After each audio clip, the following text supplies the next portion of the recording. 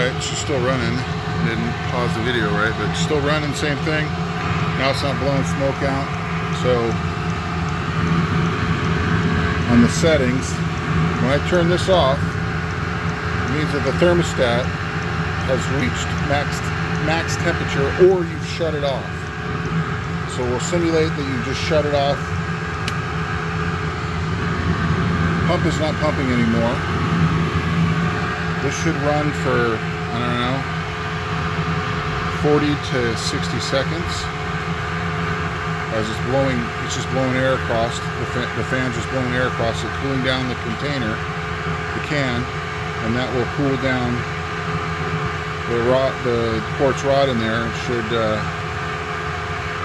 go back down and trigger the micro switch and shut it off completely.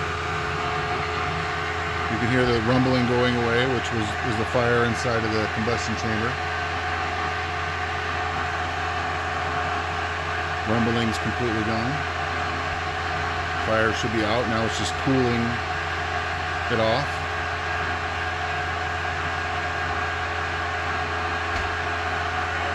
Yeah.